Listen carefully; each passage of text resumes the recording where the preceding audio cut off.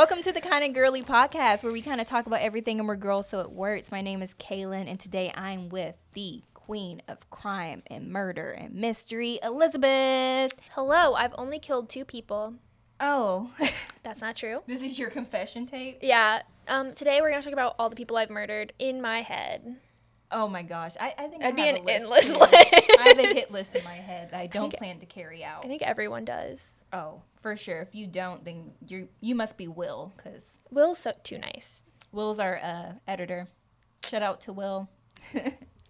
But today we're going to be talking about cults. I love Which them. I feel like with Halloween coming up, cults is such a great thing to talk about. I mean, normally you wouldn't want to talk about cults, right?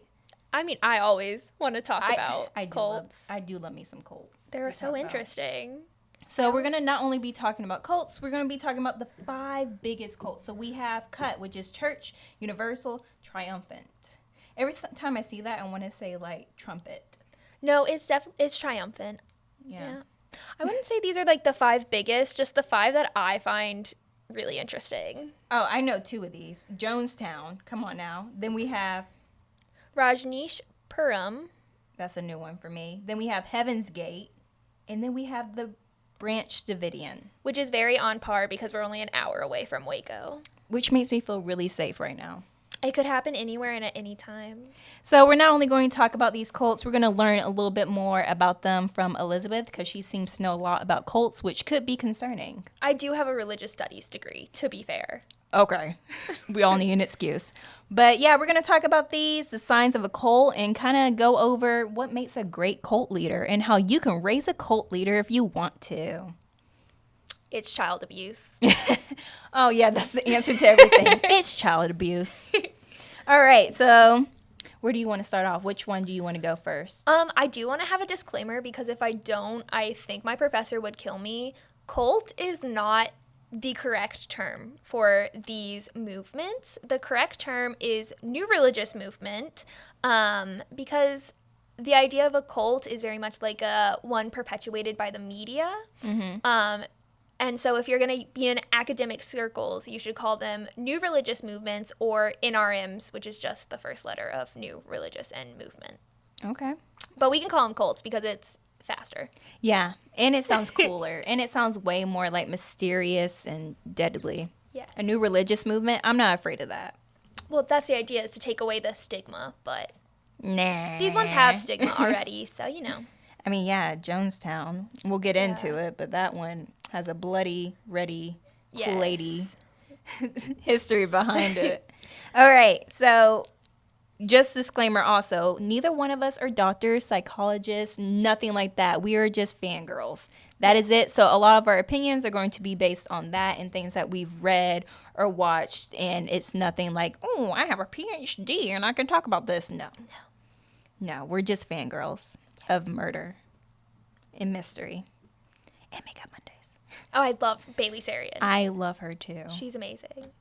She started a whole movement with murder, and I don't know if that's something she wants to claim or not. I mean, I don't think she started a murder movement as much as like a true crime awareness movement. It's like Snapped for YouTube. I don't know what Snapped is. Oh my God. The original Bailey Sarian Amazing. on TV. Got Oxygen. Comes on every Sunday. Thank you. You're welcome, in case any of you were curious. All right, so let's start off with one that I'm not that well versed in, which is the Church Universal Triumphant, also known as CUT, which I feel like is very funny to call it CUT. Yes. Did people die? No. A lot of people lost money. So CUT became famous because they are the like doomsday preppers that everyone thinks of when you think of like a doomsday prepper, except they did it on like 1,000 people scale. So they were led by a woman, which is weird for the time. And it's one of the reasons why this group was very successful was because they transgressed gender norms. And so they had women and men doing equal jobs at a time in the 1980s, 1990s when that was not as like common. Mm-hmm. And so they got a lot of their followers because people were like, yeah, why can't women and men be equal?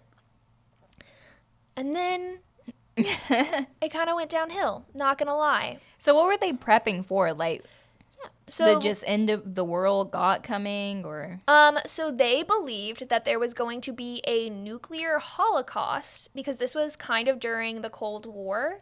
So they believed there was going to be a nuclear holocaust and the Soviets were going to nuke America.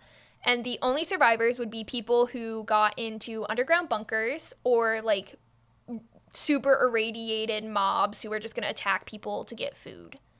So they were prepping for this nuclear holocaust that they believed was being kind of brought on because of karma and Jesus. They took a lot of their religious inspiration from like the Buddhist movement, and then they threw in some like Christianity in there. Like you'll find with a lot of cults that it's a hodgepodge of different religions because they are just like, this sounds good from this religion and that sounds good from this religion, and they tie it together to like make their own thing. Okay, yeah, I've seen that before. I know a lot of them like feed off of like the fear. Yeah. So it's definitely fear based, and that is what this one sounds like for sure. Yeah, and the interesting thing is they don't always start off fear based. Like I said, C.U.T had that kind of background in gender equality, and so they attracted a lot of their followers from that good place of gender equality. And then Elizabeth Clare Prophet, their leader, kind of morphed it into, oh, we need money to build these underground bases for our protection, and just kept morphing it until it became like unhealthy. So how many people do you know were a part of C.U.T? I know they had more than 3,000 followers at one time. I don't know the exact number. I just know, so they had a central hub in Montana where they were doing most of their prepping. And like people would come and go from there, but there were also like offshoots who would follow Elizabeth Clare Prophet, but they did it from like wherever they lived. But she would publish books in hundreds of languages, so there potentially was an international following. Why her? Like, of all the women, all the followers, what made her so special?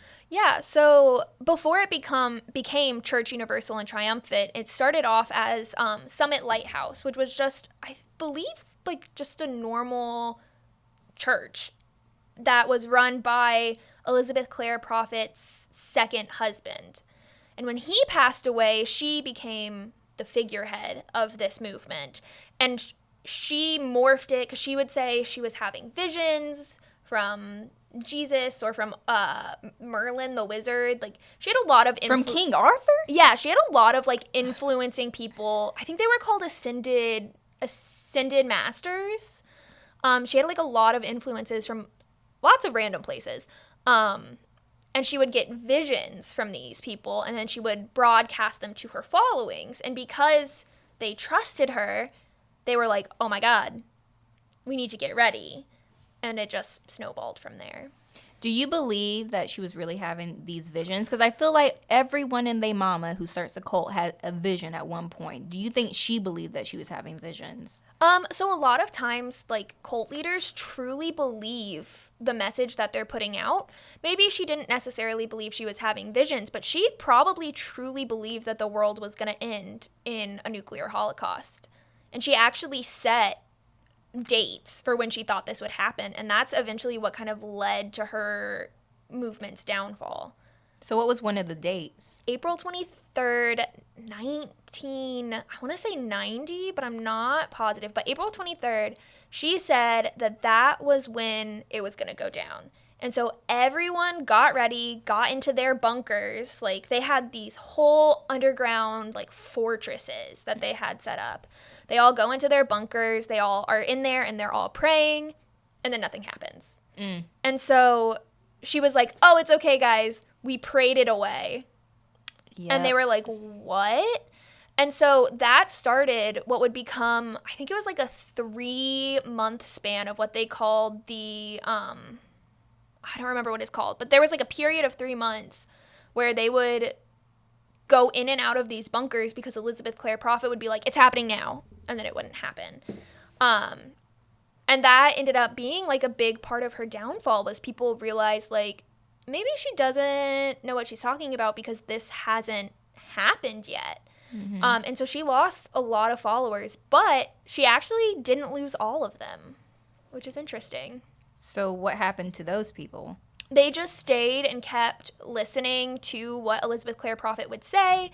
And maybe she didn't necessarily... I think she eventually revised her timeline to say, like, within 12 years after this period, which has long passed because it's 2021. Mm-hmm. But she revised her timeline. But eventually, I do know, Elizabeth Clare Prophet started to kind of lose her sanity.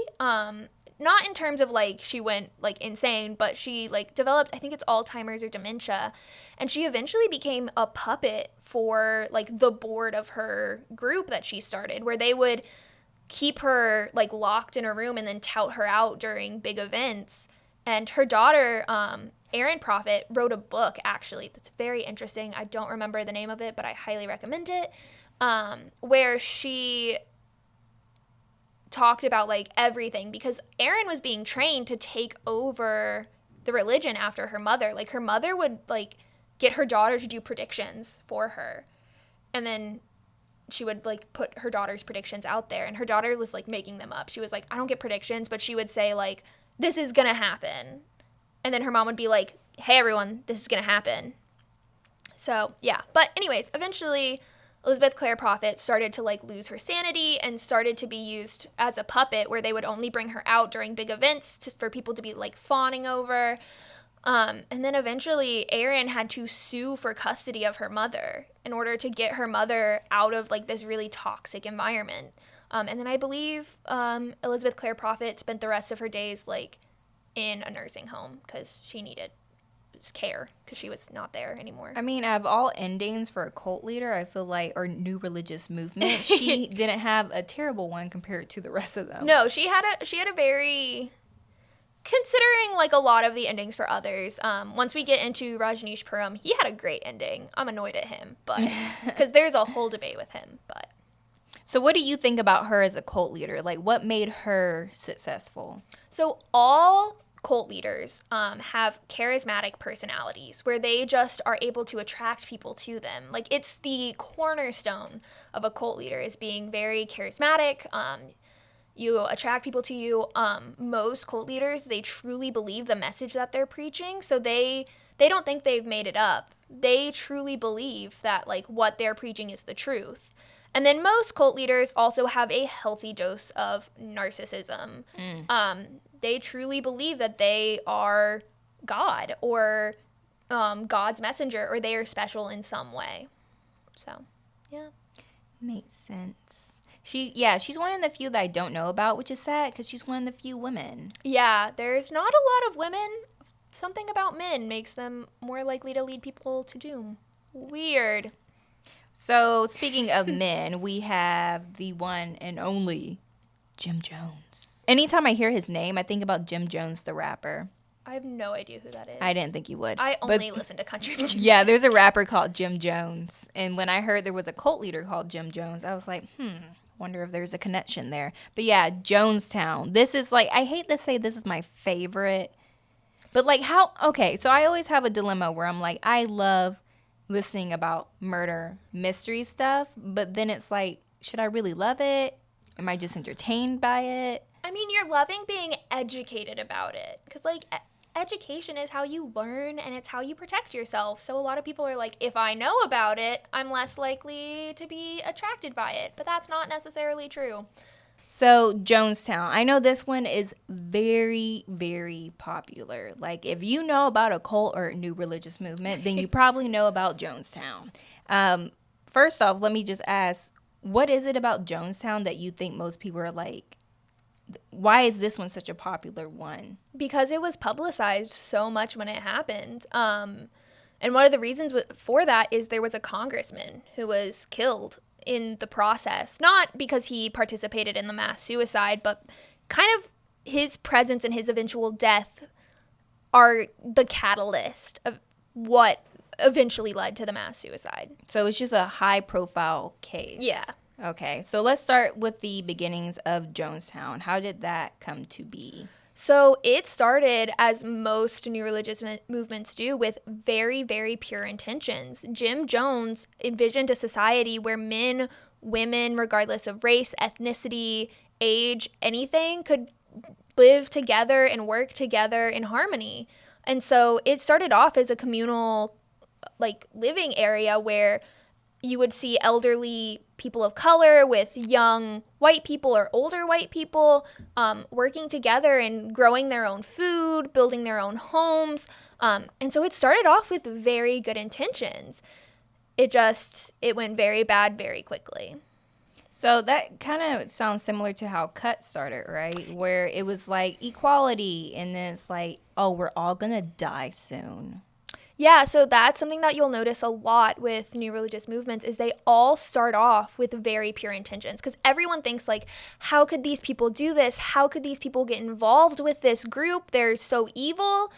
When these people are getting involved, it's not when the group is evil. It's when the group is good and holds values that these people hold.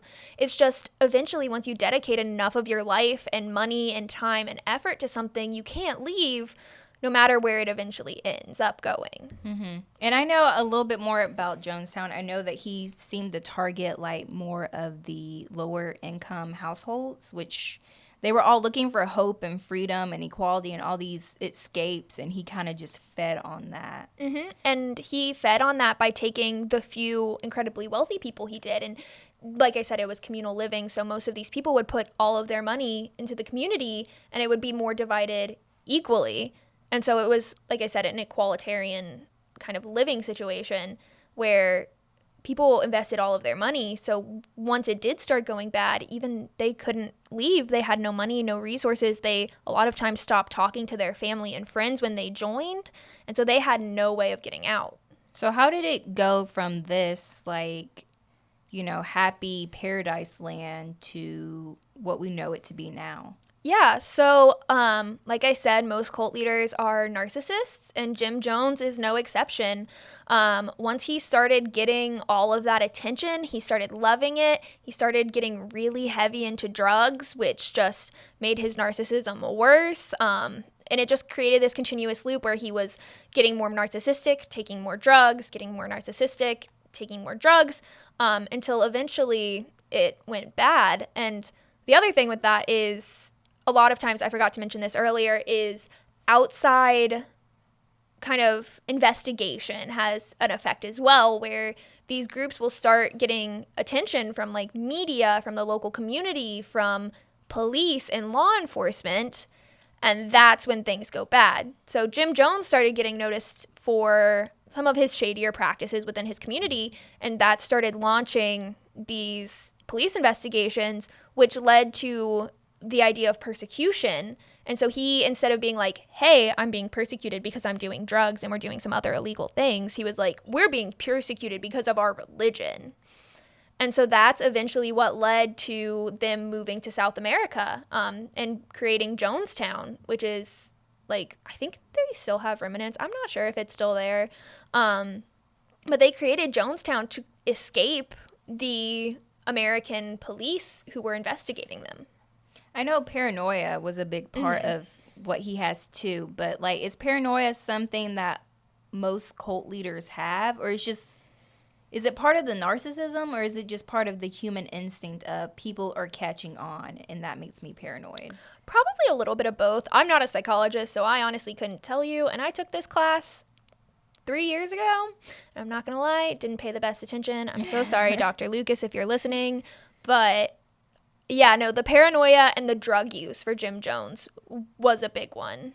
All right, so I know Jim Jones, he took all his people to South America. How many people did he end up taking with him? I honestly don't remember. I remember seeing the pictures of what it looked like after the fact. Yeah, it was a ton of people. Mm-hmm. Like, not just like me and a couple buddies. Like me, my buddies, my buddies' buddies, my buddies' aunties and uncles. Yeah, I mean, a lot of people did follow him because he told them, like, this is going to be our safe spot. This is going to be, like, where we create our ideal society, a society free from prejudice, where we can live in harmony. So a lot of people did follow him. It's just once they got there, things started going wrong. So what was it that was like the first thing that he started to do that was outside of like the norm? So I wouldn't say anything was like necessarily outside of the norm. Like it all ramped up. But in terms of like kind of why, like the first thing that led to, or no, the first thing that led to this was him starting the group.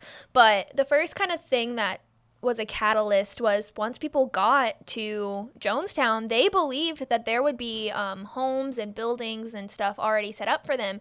And they got there, and that very much was not the case. And these people were used to California, where they lived. And they get to the literal jungle, and they're like, where are the toilets? Where is the indoor plumbing? And none of that was there. And there weren't even... dip. Yeah, that's what started happening is people were like, hey, I'm going to head out. And Jim Jones hated that. And so he started going through people's mail. Like, people were writing home being like, hey, this was not what I was expecting. I kind of want to leave. And so Jim Jones started going through mail and taking out the letters that, like, painted them in a bad light because he didn't want the news media to get a hold of that. He wanted them to all think, like, oh, this is a super successful community. We should all follow Jim Jones. So he went through their mail.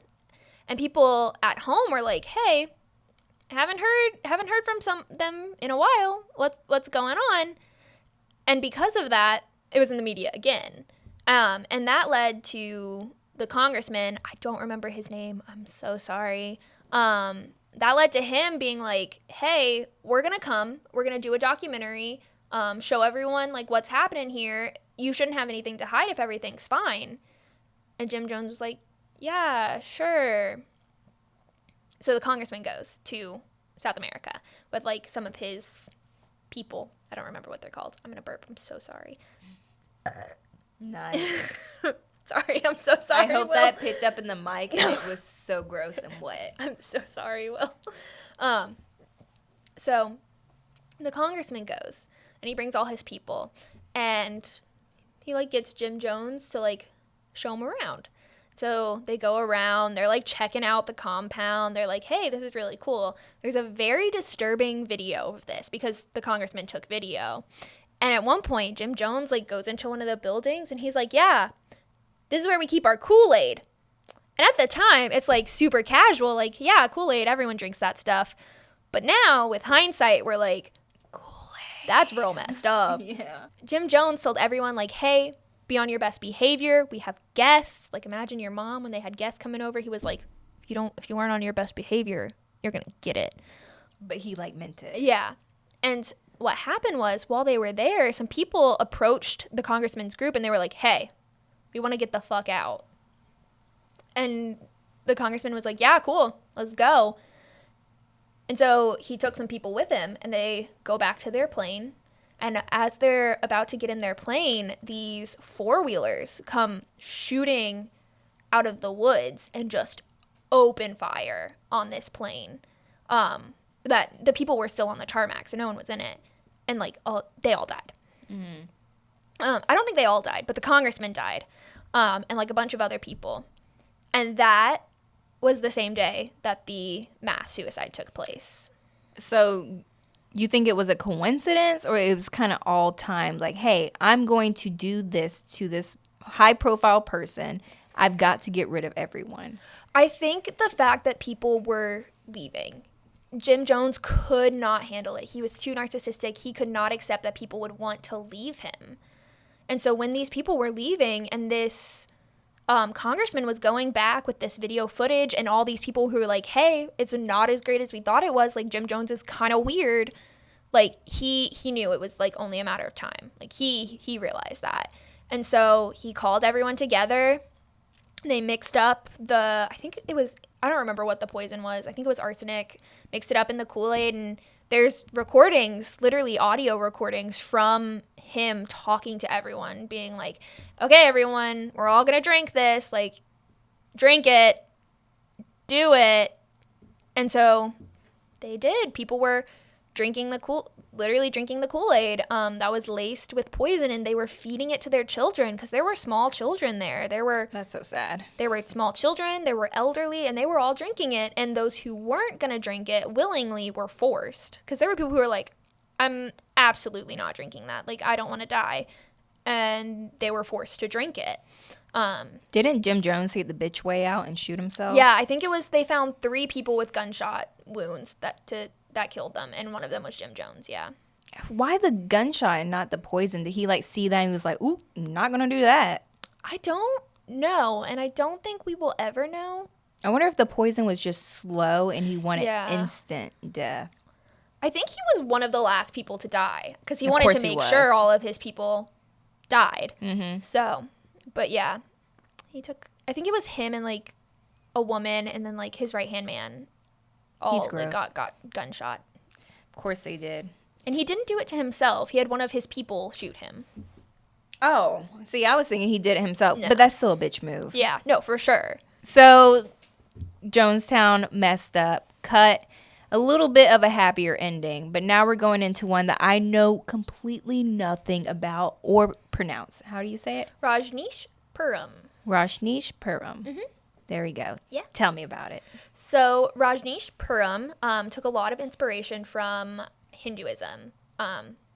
And then they bastardized it, so it's nothing like Hinduism. But they took a lot of inspiration from it. And it was led by this man named Rajneesh Bhagwanda. You sound very confident saying that. Yeah, I'm apologize. I am the color of white toast. And I try my hardest. I'm so sorry. I feel like I couldn't do any better. Yeah. I'm going to call him Rajneesh because I'm pretty sure it's like Bhagwanda or something like that, but I'm not positive. So I'm just going to call him Rajneesh. It was led by him, and he set himself up in Oregon. Oregon? Yeah, right? They choose some weird places to set up. Like, C.U.T was in Montana. What? But he set up in Oregon. And they were known as like the free love group. So like hippies. Yes, and if you think about it, free love very much translates to orgies. Oh, is that what happened? Yes. Oh, okay. They had orgies. I'm kind of invested in this group. Continue. Okay. So they like didn't believe in marriage. They believed in free love, meaning like group sex. You can have sex with whoever you want. All of that fun stuff. So an excuse. Yeah. And so they set their group up in a very conservative part of Oregon, which is interesting considering free love. And that caused problems. They set themselves up in this very conservative part of Oregon, and they are doing all their stuff, and the locals hated it. They were not about it. And so the locals started kind of being like, get out. Like, we don't want you here.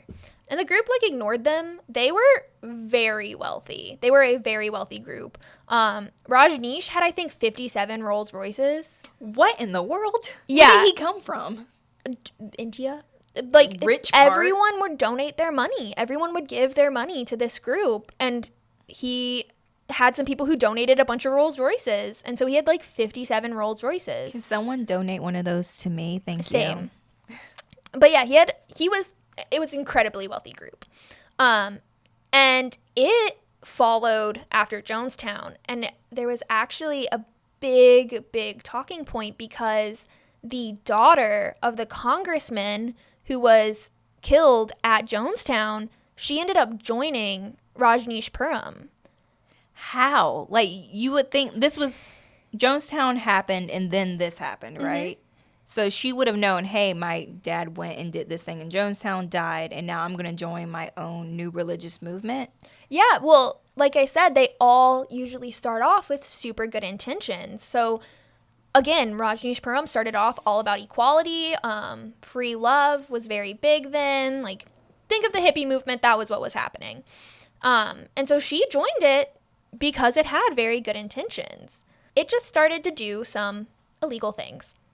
Oh. Yes. So very quickly, but Rajneesh eventually took a vow of silence. And he would only talk to one woman. I don't remember her name. Again, I'm so sorry. I want to say it was Diane, but I don't know for sure. So I'm just going to say the woman.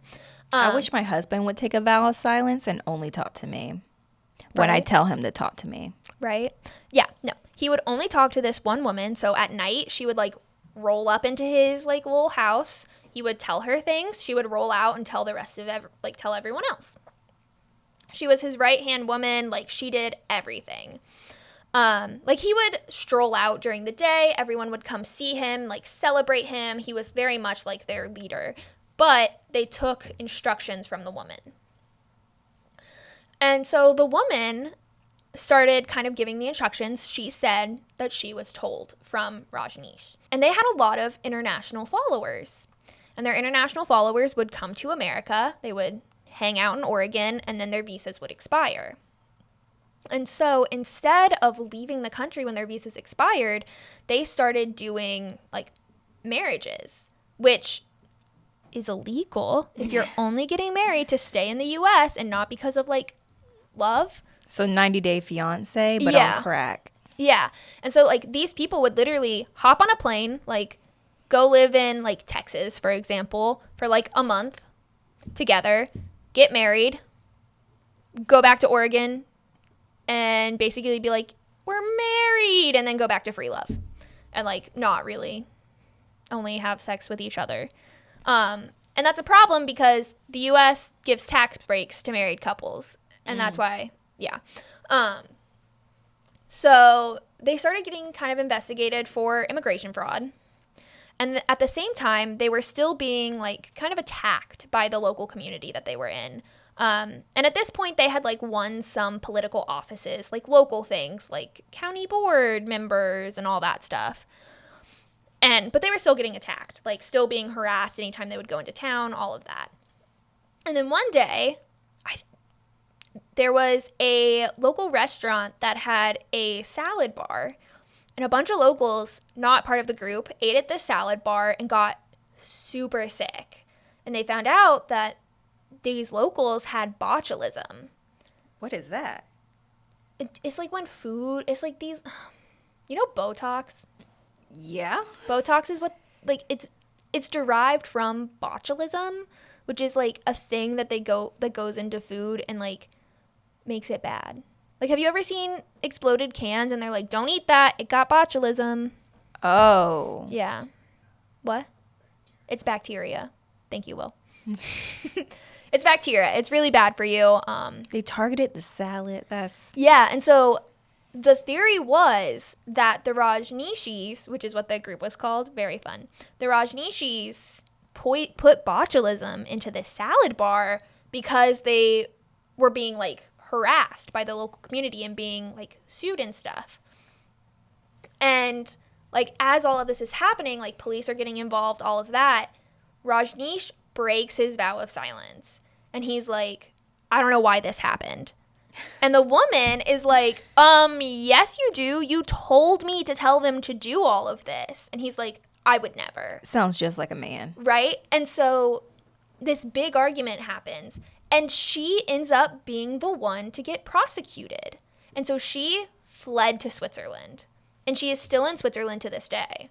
And he just, like, left America, went to India, and, like, kept on trucking with his religion. I think he renamed it and, like, rebranded. But he, like, went to India, kept on trucking. And she is in hiding in Switzerland and can't leave because if she leaves, she'll be prosecuted for, like, biological warfare or whatever. So do you believe her? Do you believe he actually told her to do that? So there's this really awesome documentary. I've told you so many times. You're going to sigh. It's called Wild Wild Country. It's on Netflix. It's so interesting. And it goes over the whole series of events of, like, everything that happens in Rajneeshpuram. And it tells it from both sides. So you get her side and then you get, like, the follower sides because all of the followers blamed her. Because they were like, oh, if he said he didn't tell her to do that, then he wouldn't lie to us. We're his followers. He wouldn't lie to us. He loves us. And so, like, you hear this whole story, and you, at the end of this, you don't know what to think because you don't know who did it. And it's crazy. But Rajneesh eventually ends up dying. And, like, as they're talking to the woman, she's like, yeah, I was really sad. He was, like, my best friend. Like, he was my guru. Like, I loved him. And to hear that, even though he did all of this, even though he ruined my life, to hear that he died, like, it was still so heartbreaking. No, me, I'd be like, fuck him. Yeah. And so, yeah, it's just very interesting because I don't know who was at fault. And I have looked into it, and there's just no good answer. Because only 2 people really know. Mm-hmm. And one of them's dead, and one of them is sticking to her story. That's crazy. Mm-hmm. So now we have Heaven's Gate. Dun, dun, dun. Yes. Another really big one tied to Jonestown. It's like if you know Jonestown, then you eventually get to Heaven's Gate and vice versa.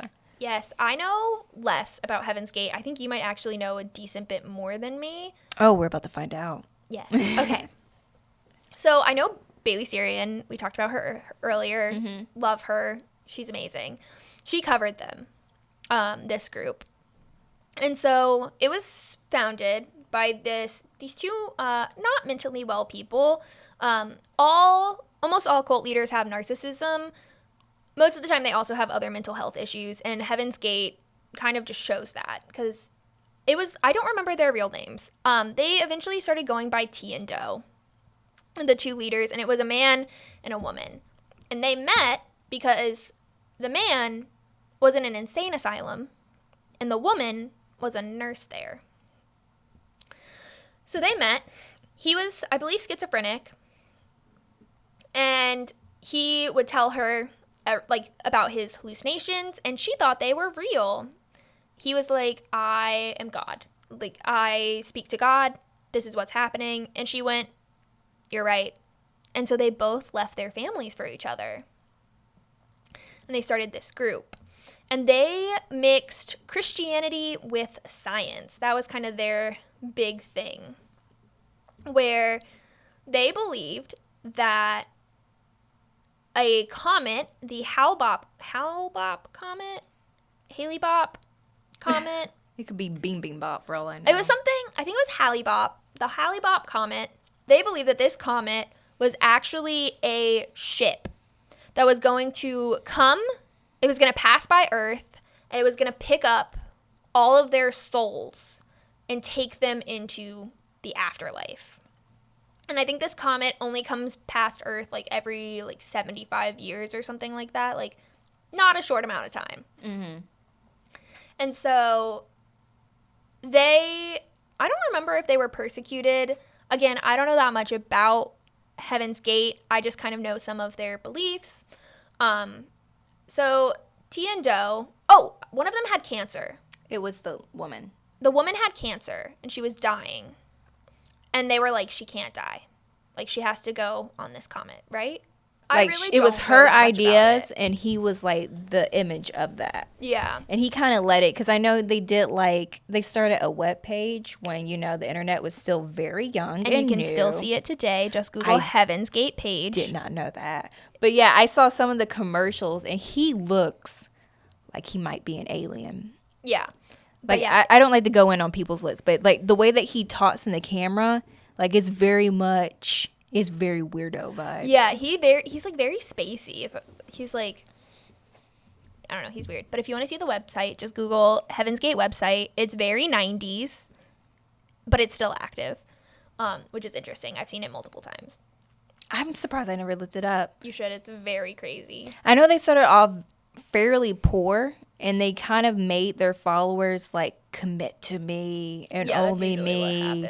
And then I remember right before everything went down, they let them visit their families for the holidays, as almost hey, just tell them that you're studying something or you're working for something and it's not this thing. Yeah, they were lie, do it.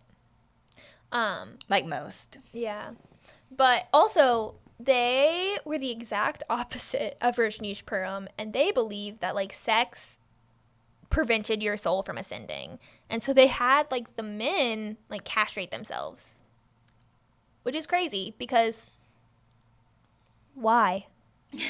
Just why? I just wanted to get really close to it. I really want to know, side note, when that happens, where do they pee from? So just be there's still a hole. So you're just cutting off the handle. I hate to say this, I want to know what that looks like. I just imagine it looks like a stubby version. I was going to do like a visual. Like, no. Don't do visuals. Well, my best friend used to think that, what's it called when babies get their like foreskin cut off? Well, what's it called? Yeah. Circumcision. My best friend used to think that circumcision, they would just like take a boy's penis and just chop it. And I was like, why? What? And how I found out about this was she was like flirting with like a Jewish guy. And she was like, yeah, I really want to date him, but like he has a small penis. And I was like, what makes you say that? And she was like, because he's circumcised. And I was like, what does that have to do with anything? And that's how I found out. Oh, that's sweet. Wait, how old is she? She's my age. She's 22. That we were like Girl. 18 when this happened. To be fair, she went to Catholic school. Okay. Yeah, gotta give that warning. But yeah, I had to explain to her what circumcision was at the age of 18. Love that for you. Okay. So, penises. Continue. Yes. So Heaven's Gate, they thought sex would like hurt your chances of getting onto the comet and ascending. So they instead of just doing like abstinence, they were like, yeah, just like castrate yourself. And the guys were like, yeah, bet. And they did it. Why? Like, because I know we talked about the previous ones. Like, charisma is like a very big thing. Everyone and their mama seems to be psychic. Mm-hmm. And it's very much of, doomsday. Something's coming and we need to prepare for it. What in the world could these people have that could convince other people to make that kind of decision? So it's the charisma and the belief in their own prophecy. So they truly believed what they were saying was true, and they had this charisma that like attracted people to them, and these people started believing. And because these people started believing, they were like, I'm gonna suffer if I don't do this. And so they were like, all right, I gotta do it or else. It's their belief system. It would be like asking, why do Catholic priests abstain from sex? Why don't they get married? It'd be like asking any Christian, like, why do you pray? Asking Islamics why they pray to Mecca. It's because they truly believe it's important for their like future. Mm. So how did that one end? I know, and I've seen the footage of it. So the comet was coming, and they were like, we gotta be on this comet. And so they bought Nike shoes. Not sponsored. No, not sponsored. Nike shoes. I think it was also Nike sweatsuits. And they had athletic bags, and they all put on their like matching outfits. They all laid in bed, and I think it was poison, right? Yeah, they had their bags at the foot of their beds, and then they just drank poison, and they passed away. And I don't remember how the police discovered them, but the police eventually like raided these houses, and it was so eerie because there were these people in these matching outfits with these bags with their possessions at the foot of the bed, all like in the exact same position, exact same like pose, because they was like on their back, arms at their side. And the police just walk in and they're like, what? And like eventually it came out like what had happened, but like imagine walking in on that. I think they all suspected that something was going on over there, because you have a bunch of adults who wear matching outfits. The women have shaved their head, and they all make goodbye videos too that you can watch on YouTube to their family, pretty much saying, I'm so excited to do this thing and be up there in the spaceship. Don't be worried about me. Like, the videos are very much, they seem genuinely happy. Yeah, because they truly believe it. They like truly believe that they have to do this, which is insane. But there were people who didn't die. Like, they chose to live, still fully believing this. And they were like, yeah, I'm going to stay and continue to preach this message. And my question is, so you just missed your only bus out of town? Like, you better hope you make it to the next, 75 years? Yeah, and this was in like the 90s, and these were all like, at least people in their 20s, like, good luck. Yeah, like, see you next time. Hope you make it, fam. But like, I don't think you will. They haven't updated the website. So the website was taken down originally. And so people were like, no, this is like something we should keep. And so like they re-uploaded it. But I don't think the original people have access to it. I'm so going to Google it after this. No, they say to just like keep preaching the message. They were like, yeah. Status update. Dead. That's so inappropriate. With an emoji and everything. But it was before they had emojis, so like the little colon P. That's so messed up. So, last but not least, at least I don't think so, because I don't know too much about this one, which is sad because like if I go up 45 minutes, then I'm in the area where it happened. But we are going to be talking about the Branch Davidian. Yes, Branch Davidian. It just makes me mad because I mean, like, they were wrong. Yes, there were bad things happening. A lot of the death was because of the ATF and the FBI sticking their nose where it didn't belong. Or going out guns a-blazing. Yeah, more of that, because their nose belonged, because, like, they were doing some problematic things, and I'll get into that, but, like, yeah, I'll explain, because I feel like if I come in with that, it just seems like a lot, and people are like, what is happening? So, Branch Davidians, they were led by David Koresh. They didn't start off led by David Koresh. He killed the previous leader. Wasn't he related to the previous leader? Wasn't it like his brother or cousin or something like that? I think it might have been his cousin. I'm not sure. I don't remember off the top of my head. But he killed the previous leader. Somehow got like a loophole where he only served like 3 years in jail or something. Like insane. Like for murder. Straight up. I think he was like, it was self-defense. It was manslaughter, not murder. So he spent like much less time in jail than he should have. And he got out. And he went and he like took over Branch Davidian. Which was the name of this group. And his problems were many. He would get young women's parents. So they believed he was like a leader, like a messiah figure, that sort of thing. And he would get young girls' parents to agree to marry their daughters to him. Like, and I'm talking young, like 14. Like, this man was a pedophile, which was not okay.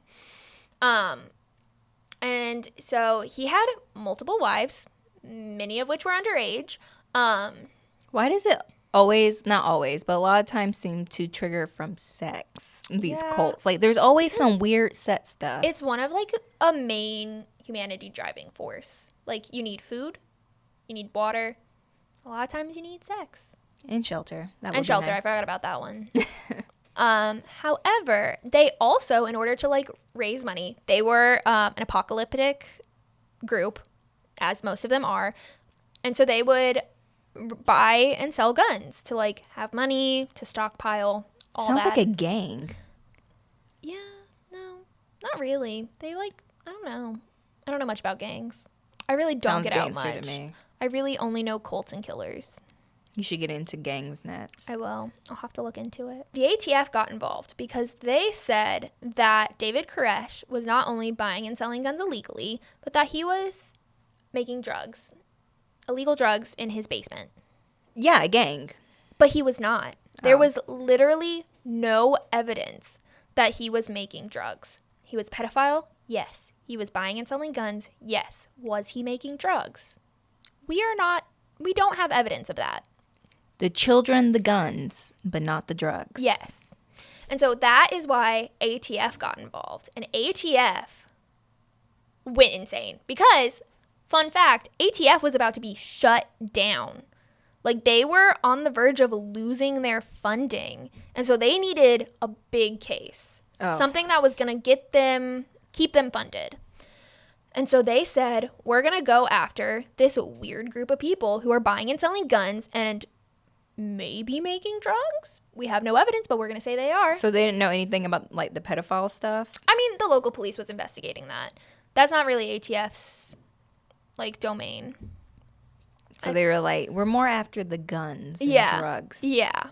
And so ATF, like, started investigating, started asking questions, like, started, like, planting evidence. And that led to, like, really tense situations to the point where the Branch Davidians stopped allowing them onto the compound. And so ATF was like, we're going to get a search warrant. They show up with a search warrant, and the Branch Davidians will not let them into the compound. They're like, absolutely not. And they start shooting at them, being like, you can't come on our compound. And that starts this standoff. Some people are leaving. I remember a few people like left, good faith left, but some stayed in the compound. And the FBI show up because the ATF is just messing it up. The FBI show up and they're like trying to get more people out, trying to do all this. 2 religions professors hear about what's happening and they're like, listen, we can make better progress than y'all. So they go to the FBI and they're like, let us help you. And the FBI is like, no, you're civilians, you're professors, you're scholars. No. So these 2 scholars, these religious scholars, start this like radio channel and they start talking to David Koresh, and he is talking to them. He is negotiating with them. He's like, listen, here's what I want. I'm going to make tapes with like all of my lessons on them. I'm going to do all this and then I'm going to surrender. And the religious professors are like, dope, amazing. Okay. They go and tell the FBI, and the FBI are like, we don't care. And so the FBI, despite knowing that David Koresh had a plan where he was going to peacefully surrender, they end up storming the compound. And when they storm the compound, they don't really pay attention to what they're doing. So they go in with like these tanks and all these things, and they start damaging buildings, not caring if there are potentially people in them. And so these buildings start falling and setting on fire, and there were people in them, including a ton of children. And so eventually all of the people in the compound die because these buildings have been destroyed or set on fire, and they just can't escape. Like, they're trapped in these buildings and can't get out. And the FBI are like, he did it. He killed them all. It wasn't us. It was him. And it eventually comes out that no, it really wasn't him. It was y'all. Y'all are the ones. Y'all trapped these kids. They were going to come out. They were going to surrender. Y'all were going to be able to arrest David Koresh. All you had to do was give him like a few days to make these tapes. And like, they had evidence. Like, he had already released a few people on good faith carrying tapes that he wanted shared with the world. And so he was actually going to do it, but the FBI weren't willing to listen, and they weren't willing to wait. So all of these kids ended up dying, and they tried to blame David Koresh. And yeah, David Koresh was a trash bag of a human and was terrible. But people could have lived. But more people could have lived if the FBI hadn't have just rushed in there. Yeah, and there's actual footage. There's a documentary. I think it was done on history, but it's on YouTube too. You can see the footage of the agents like crawling up the building, and like people in their windows like shooting at the agents shooting back. On that little documentary, they have footage, and they had even like a 911 operator that was talking to him and trying to negotiate with him and things like that. He was just trying to share his ideology, but like, he was talking. He was open to talking. And in the background, you can hear just bullets going past him. And it's crazy because, like, well, the fact that it's right up here.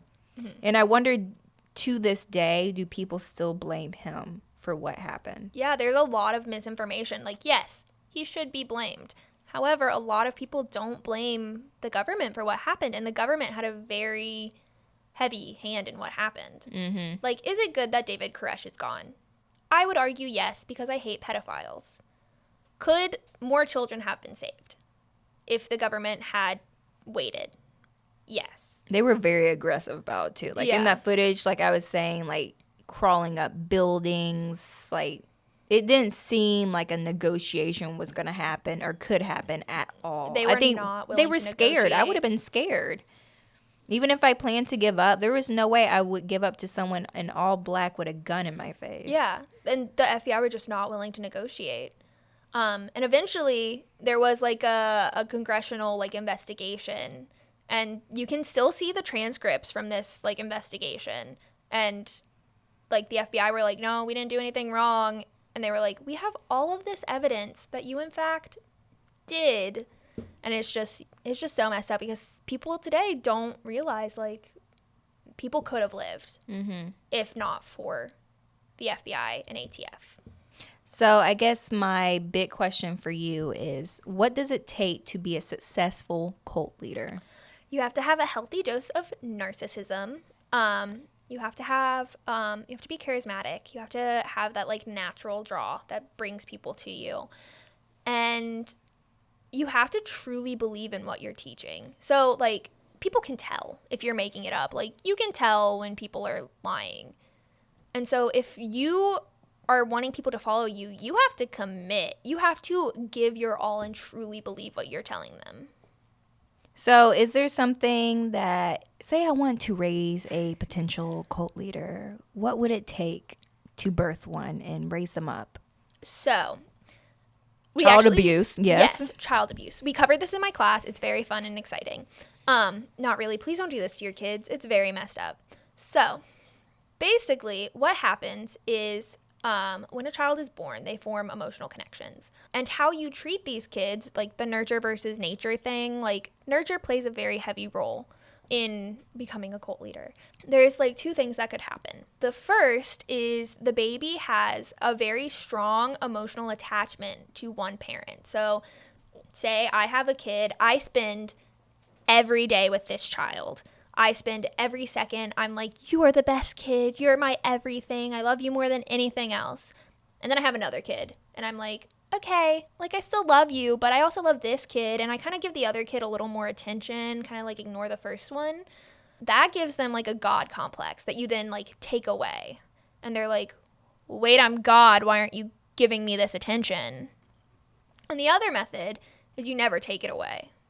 And so they just keep thinking they're coddle God. Them. Eventually they think like, this person is saying I'm everything. They're saying I'm so special. They're saying like I'm the center of their world. I must be the center of everyone's world. They get all of this affirmation from the one person who is their world when they're younger, because think about it. When you're a kid, you only really hang out with your parents. Like, that's it. And so they get this idea that like they are very important. They are God from their parent. And then it gets taken away or it never ends. And they get this idea like, I am God, I am everything. When you're raising a child like this, you are creating a narcissist. You are telling them they are everything, they are important, they are perfect, when in reality, no one's perfect. And so that can lead to narcissism. And if this child happens to be very charismatic, I don't think it's a thing you're born with. I think it's a thing that you kind of like learn to be narcissistic, which just means that you like people gravitate towards you. You're very friendly, outgoing, like that sort of thing. If they're narcissistic, they have two of the building blocks to become either a great cult leader or a great insane asylum patient, because it's really a toss-up. No one can guarantee how a kid is going to turn out, but that's just kind of like what my professor said. So older children and babies of families and only children have a higher chance of becoming a narcissist. And I'm halfway there. Are you you're the oldest? Mm-hmm. Yeah. I'm not a narcissist as far as I know. You don't come off as one. Good. But I am an older child. Yeah, they just have the bigger chance. The older children, because they're the firstborn. They're the center of their parents' world because they're the firstborn, and then they're not. Younger children because they're the baby. And only children, again, because you're the only child. You're the center of your parents' world. But, yeah. Well, I hope you guys enjoyed this podcast and you learned something new. Thank you again, Elizabeth, for coming on and telling us about these cults. And if you guys have your own cults or new religious movements that you want us to cover, let us know. We have an Instagram page. Yes. We have a Facebook. We have a YouTube if you're listening through our podcast. And if you're listening through YouTube, we also have a podcast. So check it out on Apple Podcasts, Spotify, or wherever the heck you listen. Yes. And if you want to see any more episodes, we have them and you should go check them out. They cover a bunch of different things. Some of them include me. Some of them include the other people of Kinda Girly. Make sure you like, comment, follow, subscribe, whatever it is you do on whatever platform you're on. And yeah, we will see y'all next time. Bye.